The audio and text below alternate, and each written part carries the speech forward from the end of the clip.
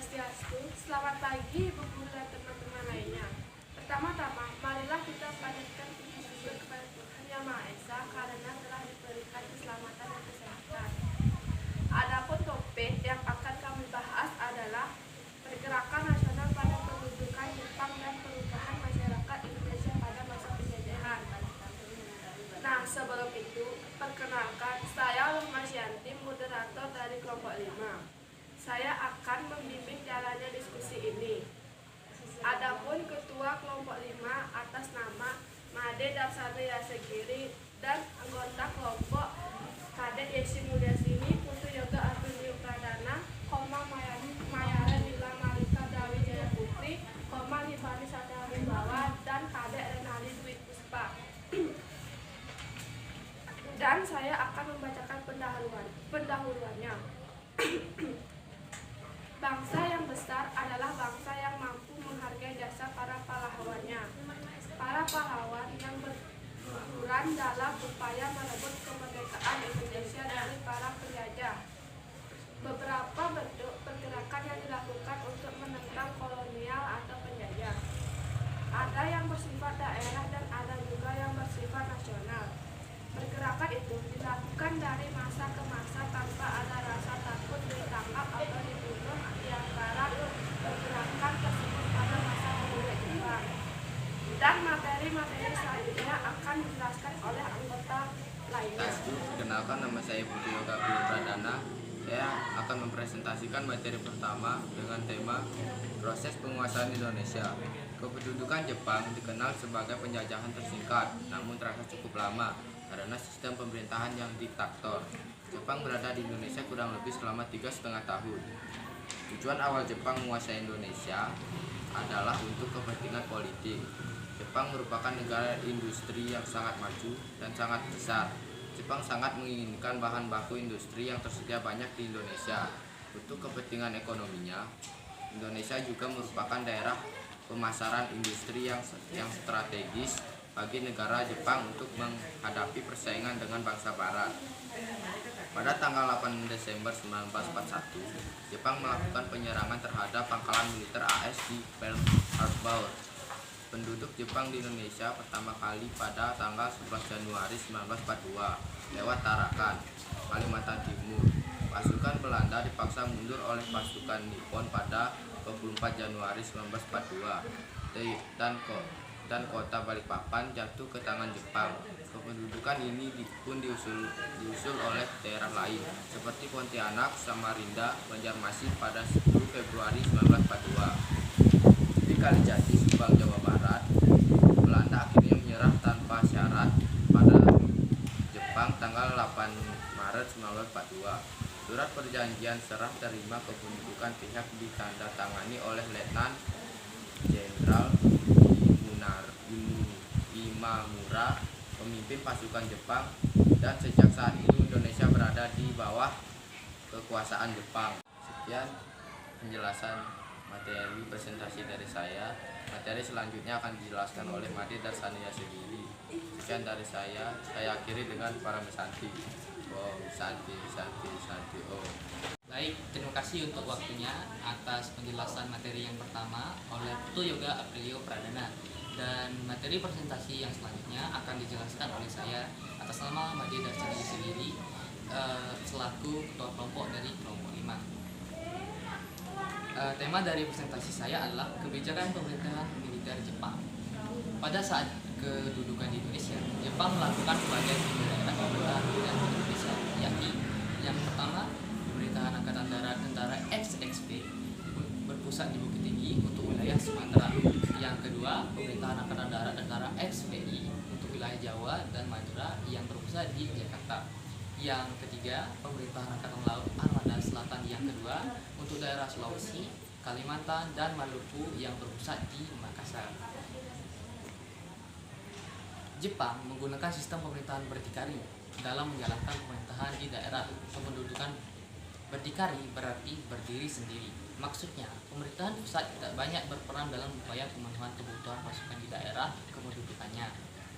Jepang melakukan propaganda dengan semboyan 3A untuk menarik simpati rakyat Indonesia. Semboyan itu adalah Yang pertama, Jepang pemimpin Asia. Yang kedua, Jepang pelindung Asia. Dan yang ketiga, Jepang cahaya Asia. Kemudahan-kemudahan yang ditawarkan oleh Jepang hanyalah jasmani saja. Sebagai penjajah, Jepang justru lebih kejam dalam menjajah bangsa Indonesia. Program yang paling mendesak bagi Jepang adalah mengarahkan seluruh sumber daya yang ada di Indonesia untuk tujuan perang. Beberapa kebijakan tersebut antara lain sebagai berikut. Yang pertama, membuat organisasi sosial. Organisasi sosial yang dibentuk oleh Jepang, diantaranya Gerakan 3A, Pusat Tenaga Rakyat atau Putra, dan Jawa Hokai dan Masyumi. Yang kedua, pembentukan organisasi semi militer. Untuk membantu perang menghadapi sekutu, Jepang membentuk organisasi semi militer seperti Seineda, Keikoda, Heiho, dan Pembela Tanah Air atau PETA. Yang ketiga, pergerakan Romusa. Jepang merekrut anggota Romusa dengan tujuan mencari bantuan tenaga yang lebih besar untuk membantu perang dan melancarkan aktivitas Jepang. Anggota Romusa dikerahkan oleh Jepang untuk membangun jalan, tugu pertahanan, rel kereta api, jembatan, dan sebagainya. Penjajahan Jepang yang sangat menyengsarakan adalah pemaksaan wanita-wanita menjadi cukup yaitu menjadi wanita penghibur Jepang di berbagai medan pertempuran. Yang keempat, eksploitasi kekayaan alam. Jepang tidak hanya memeras tenaga kerja rakyat Indonesia, tetapi juga semua kekayaan alam Indonesia dikuasai oleh Jepang, sehingga mengakibatkan kelaparan dan usung lapar rakyat Indonesia. Baik, sekian dari penjelasan materi saya, dan materi selanjutnya akan dijelaskan oleh Kadek Yesi Munastini. Baik, terima kasih untuk penjelasan dari Madera saya sendiri. Materi selanjutnya akan dijelaskan oleh saya, Kadek Yesi Munastini. Materi saya bertema sikap kaum pergerakan. Bangsa Indonesia telah melakukan berbagai upaya untuk menanggapi kebijakan Jepang tersebut. Propaganda Jepang sama sekali mempengaruhi para tokoh untuk percaya begitu saja. Bagaimanapun, mereka sadar bahwa Jepang adalah penjajah. Berikut beberapa perjuangan pada zaman Jepang. Yang ke-1, yaitu memanfaatkan organisasi buatan Jepang. Kelompok ini sering disebut kolaborator karena mau bekerja sama dengan para penjajah. Cara ini dibentuk oleh perjuangan diplomasi. Tokoh-tokohnya adalah para pemimpin putra, yaitu seperti Soekarno, Muhammad Hatta, Ki Hajar Dewantara, dan K.H. Mas Mansur. Yang kedua yaitu Gerakan Bawah Tanah. Gerakan Bawah Tanah merupakan perjuangan melalui kegiatan tidak resmi tanpa sepengetahuan Jepang atau gerakan sembunyi-sembunyi. Tokoh-tokohnya adalah Sultan Syahrir Hamid Subarjo, Sukarni, Wikana, Khairul Soleh, dan Amir Syarifuddin. Yang ketiga yaitu perlawanan bersenjata. Perlawanan bersenjata yang dilakukan bangsa Indonesia sebagai berikut. Yang pertama yaitu perlawanan rakyat yang dilakukan oleh Tengku Abdul Jalil, seorang ulama di Caklieng, Aceh. Pada tanggal 10 November, ia melakukan perlawanan menentang peraturan Jepang. Yang kedua yaitu perlawanan Singaparna, Jawa Barat. Dipelopori oleh Ki Hajar Zainal Mustafa yang menentang Seikei, yaitu menghormati Kaisar Jepang. Pada tanggal 24 Februari 1944, meletus perlawanan terhadap tentara Jepang. Kiai Haji Zainal Mustafa dan beberapa pengikutnya ditangkap Jepang lalu dihukum mati. Yang ketiga yaitu perlawanan Indramayu, Jawa Barat. Bulan Juli 1944, rakyat Pulau Benar dan Sidang di Indramayu memberontak terhadap Jepang. Para petani yang dipimpin oleh H. Mandriah menolak pungutan pada padi terlalu tinggi, akan tetapi pada akhirnya pemberontakan mereka dipadamkan oleh Jepang. Yang keempat yaitu perlawanan PETA di Blitar, Jawa Timur. Perlawanan PETA merupakan perlawanan terbesar yang dilakukan di Indonesia pada masa penjajahan Jepang. Perlawanan ini dipimpin oleh Supriyadi, seorang Sadarko atau komandan peleton. Pada tanggal 14 Februari 1945, perlawanan dipadamkan Jepang karena persiapan Supriyadi dan kawan-kawan kurang matang. Sekian penjelasan dari saya. Materi selanjutnya akan dijelaskan oleh Kadek Renali Dwi Puspa. Saya akhiri dengan para peserta. Om Santi. Terima kasih atas waktunya Kadek Simulasi ini untuk menjelaskan materi. Materi selanjutnya akan dijelaskan oleh saya, Adriana Lidi Puspa.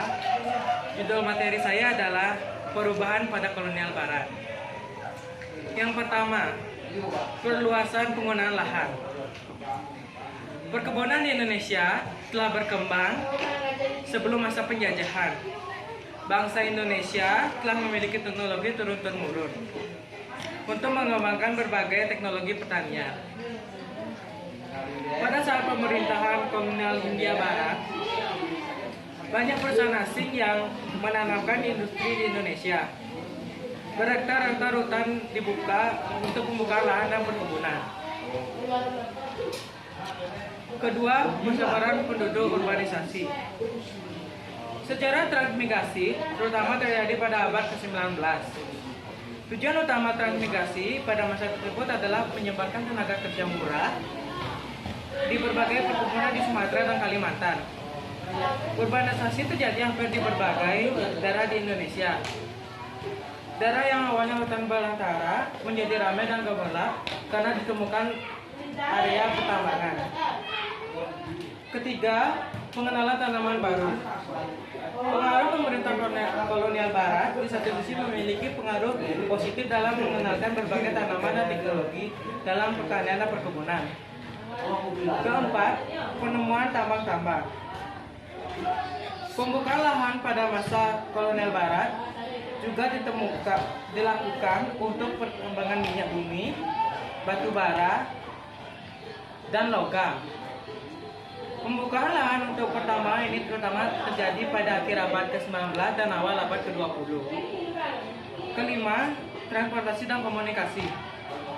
Pada masa penjajahan Belanda, banyak dibangun jalan raya, rel kereta api, dan jaringan telepon. Pembangunan berbagai sarana transportasi dan komunikasi terjadi mendorong mobilitas barang dan jasa yang sangat cepat. Pada transportasi laut, juga dibangun berbagai dermaga di berbagai daerah di Indonesia. Di satu sisi, pembangunan tersebut menimbulkan kesengsaraan rakyat, terutama akibat kerja paksa. Namun di sisi lain, pembangunan jalur tersebut telah mempermudah jalur transportasi dan komunikasi masyarakat Indonesia, terutama di Pulau Jawa. Pembangunan rel kereta api juga dilakukan di berbagai daerah Jawa dan Sumatera. Yang keenam, perkembangan kegiatan ekonomi.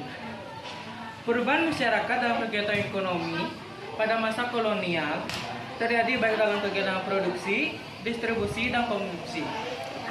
Kegiatan produksi dalam pertanian dan perkebunan semakin maju dan ditemukannya berbagai teknologi pertanian yang bervariasi. Yang ketujuh, mengenal uang. Pada masa sebelum kedatangan bangsa-bangsa barat, masyarakat biasanya bekerja secara bergotong royong. Pada masa kekuasaan kolonial barat, uang mulai dikenalkan sebagai alat untuk membayar jasa tenaga kerja. Keberadaan uang sebagai barang baru dalam kehidupan masyarakat dan menjadi daya tarik tersendiri. Kedelapan, perubahan pada pendidikan. Terdapat dua pendidikan yang dikembangkan pada masa kolonial barat. Pertama adalah pendidikan yang dikembangkan oleh para masyarakat. Dan yang kedua adalah pendidikan yang dikembangkan oleh para pemerintah. Pada masa pendudukan Belanda juga telah dikembangkan perguruan tinggi seperti ITB atau Institut Teknologi Bandung dan juga IPB, Institut Pertanian Bogor. Kesembilan, perubahan dalam akses politik. Pada pemerintahan kolonial barat, mereka diperintah oleh bangsa asing. Kekuasaan bangsa Indonesia untuk mengatur bangsanya semakin hilang. Digantikan dengan kekuasaan bangsa barat, perubahan inilah yang patut untuk dikembangkan. Yang ke-10, perubahan pada aspek budaya. Berbagai perubahan budaya pada masa penjajahan Belanda adalah seni bangunan, tarian, cara berpakaian, bahasa, dan teknologi. Seni bangunan gaya Eropa dapat kalian temui di berbagai daerah di Indonesia. Teknologi bangunan modern dikenalkan bangsa Indonesia di berbagai wilayah Indonesia. Dalam aspek budaya ini, terjadi juga perubahan kehidupan beragama masyarakat Indonesia. Sekian penjelasan materi dari saya. Materi selanjutnya akan dijelaskan oleh Komang Mayarel Ilamarika Brawijaya Putri. Baik, terima kasih untuk penjelasan dari Kadek Renaldi Dwi Puspa. Materi selanjutnya akan dilanjutkan oleh saya atas nama Komang Mayarel Ilamarika Brawijaya Putri. Materi saya bertema perubahan masyarakat pada masa penjajahan Jepang. Yang pertama, perubahan dalam aspek geografi. Adanya eksploitasi kekayaan alam menjadi ciri penting pada masa penjajahan Jepang. Misi untuk memenangkan Perang Dunia II mendorongkan Jepang menjadi Indonesia sebagai salah satu basisnya menghadapi tentara sekutu. Jepang menggerakkan tanaman rakyat yang mendukung Jepang pada masa Perang Dunia II. Tanaman sejarah dikembangkan sebagai bahan produksi minyak yang dibutuhkan musim perang. Kesetaraan pada masa pendudukan Jepang menyebabkan besar angka kematian pada pendudukan Jepang. Menurut catatan sejarah, jumlah tenaga kerja yang dikirim ke Jawa bahkan ke luar negeri, seperti ke Brunei, Malaya, Vietnam, dan Mumbai atau Thailand, mencapai 300.000 orang. Yang kedua, perubahan dalam aspek ekonomi. Setelah ekonomi perang, Jepang membawa kemunduran dalam bidang perekonomian di Indonesia. Perkebunan tanaman ekspor diganti menjadi lahan pertanian untuk kebutuhan sehari-hari. Pembatasan ekspor menyebabkan sulitnya memperoleh bahan pakaian, maka rakyat Indonesia pun mengusahakan sendiri. Pakaian tersebut dari benang goni menjadi tren pada masa pendudukan Jepang. Kemiskinan yang luar biasa terdapat pada penyakit-penyakit sosial lainnya seperti gelandangan, pengemis, kriminalis, semakin berkembang akibat lemahnya kekuatan ekonomi rakyat. Yang ketiga, perubahan dalam aspek pendidikan. Kegiatan pendidikan dan pengajar menurun. Pengenalan budaya Jepang dilakukan di berbagai sekolah di Indonesia. Adapun bahan Jepang menjadi bahan utama di sekolah-sekolah lainnya. Yang keempat, perubahan dalam aspek politik. Propaganda Jepang berhasil mempengaruhi masyarakat Indonesia dengan alasan untuk membebaskan bangsa Indonesia dari penjajahan Belanda. Jepang mulai mendapatkan simpati rakyat. Jepang melarang dan mengeluarkan seluruh organisasi pergerakan politik yang pernah ada di masa kolonial Belanda, hanya Myanmar yang kemudian diperoleh hidup karena organisasi ini sangat anti wilayah Barat atau Belanda. Pada masa akhir kedudukan Jepang terjadi revolusi politik di Indonesia, yakni kemerdekaan Indonesia pada tanggal 17 Agustus 1945 menjadi momen penting perjalanan sejarah Indonesia selanjutnya.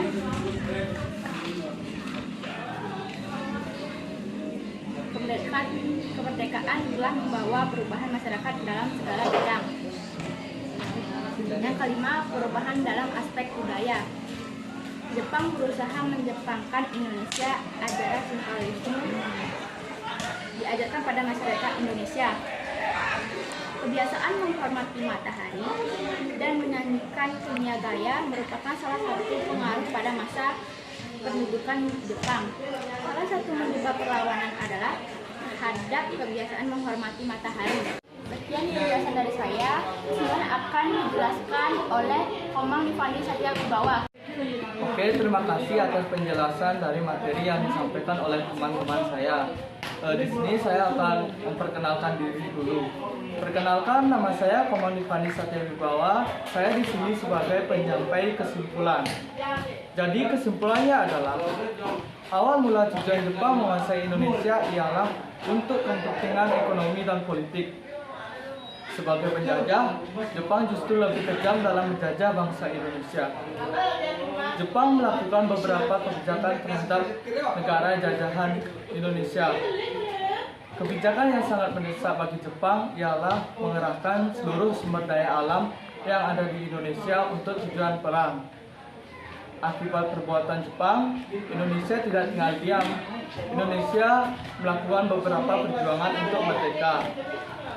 Beberapa perjuangan tersebut seperti memanfaatkan organisasi buatan Jepang, gerakan bawah tanah, perlawanan bersenjata, dan hal itu tidak sia-sia pada tanggal 17 Agustus 1945 Indonesia merdeka. Sekian dari kesimpulan saya akhiri dengan Param Santi. Om Santi Santi Santi Om. Demikian yang dapat kami sampaikan. Sebelumnya kami memohon maaf yang sebesar-besarnya kepada ibu dan teman-teman sekalian apabila dapat penyampaian kata-kata atau kalimat ada yang kurang tepat, salah satu atau kurang jelas dan kurang berkenan. Terima kasih atas waktu, kesempatan dan perhatian yang diberikan. Kami akhiri dengan para Santi. Om Santi Santi Santi Om.